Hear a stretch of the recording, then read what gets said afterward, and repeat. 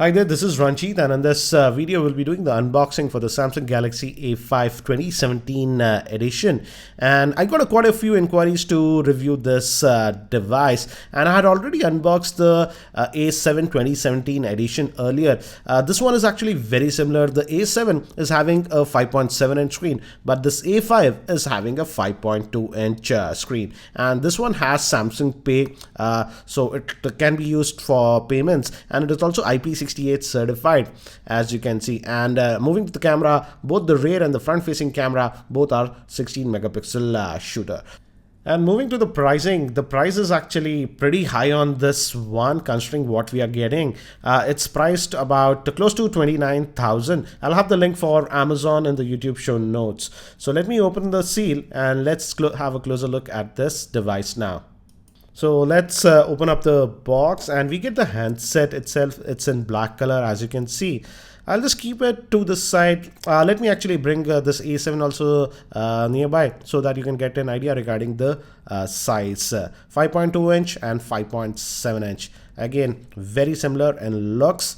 But let's keep this phone to the side and let's see what else do we get in the box. So some paperwork that we get, and we also get the SIM ejector tool. Let me keep that thing to the side. And let's look at the cables. That's the earbuds. Let's look at the USB cable to see if this one is also a USB type C. Yes, this is also USB type C, as you can see. So that's nice. And Samsung is also bundling a USB type C converter. So if you have old cables, you can actually use this one. So it's a nice thing to have that one. So let me keep that thing to the side. Let's look at the earphones also. Let me just take this out.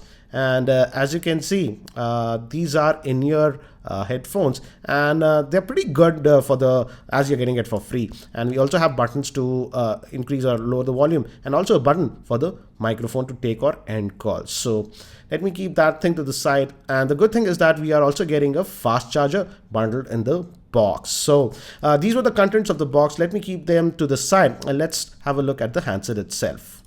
So here is the phone itself. Let me take out the sticker. In terms of looks and build quality, it looks nice and solid. But again, guys, pricing almost at around 29,000 for this device. Again, it's having a 5.2-inch Super AMOLED screen. And on the top, let me actually first show you the SIM slots. This one is actually having proper SIM slots. And on this side, we have one SIM slot. This is actually the main one. And your SIM 1, that's a nano SIM, will go in over here. But we also have another slot at the top. And if you open that, you will see that you can put your secondary SIM in this one, and also you can add a micro SD card. So you can add proper two SIMs and a micro SD card with this one. So that's a nice thing. And on the top, again, this is made up of metal, so nice. We have the secondary noise cancellation microphone also over here. And moving to this side, the speaker is actually on this end, which is peculiar, but that's what it is. And we have the power on off button, and it gives a good tactile feel in terms of build quality. And again, the back is not user replaceable. And on the bottom, we have the 3.5mm headphone jack, USB type C that will be used for charging, and the main microphone, the SIM slot, and the volume rockers. The cameras are 16 megapixel, both the front and the back, and battery is actually sealed on this one. So let me actually try to do its first boot. It also has that fingerprint scanner, and by the time it actually boots up, let me give you a configuration overview. The Samsung Galaxy A5 2017 is powered by the Exynos 7880 Octa Core processor. It has the Mali T830 GPU. It comes with 3 GB of RAM, 32 GB of internal storage. Moving to the screen, it has a 5.2-inch 1080p Super AMOLED screen. It is a dual SIM device with a proper SD card slot. It has a fingerprint scanner, NFC support. Moving to the camera, it has a 16 megapixel front and a rear facing camera, and the battery is a 3000 milliamp hour battery. So I've just finished setting up this device, and as you can see, I just installed 2 of the apps, and it has that new UI. That's the lighter TouchWiz version that we are getting on this one, and this has a Samsung Pay. So that's a new thing. It also has a fingerprint scanner. We'll test that. And we have the quick toggles over here. And as you can see, NFC. It also has that ultra data saving mode, S-Byte, and other modes.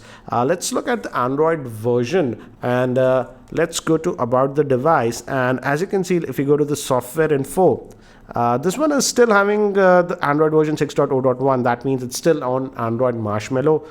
It should get the no good update, but God knows when.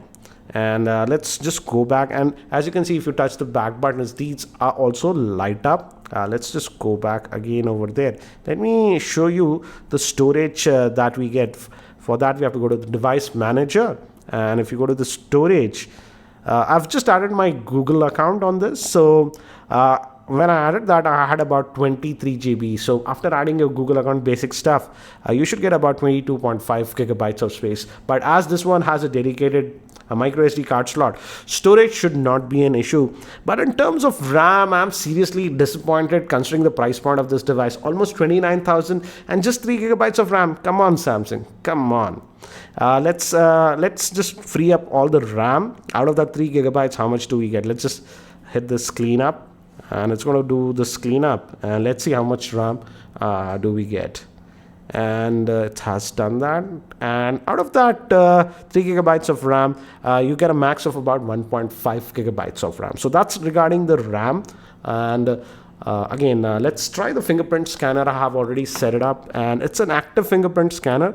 So as you can see, you can just place your finger on this one and it should work, as you can see. So this is a physical button, home button, but you don't have to press it. You can just place your finger on it and it unlocks. So it also has another thing, that is this always on display. As you can see, it displays the time and the basic notification icons. So this functionality is also there on this device. So let's unlock this, and let's also look at the camera.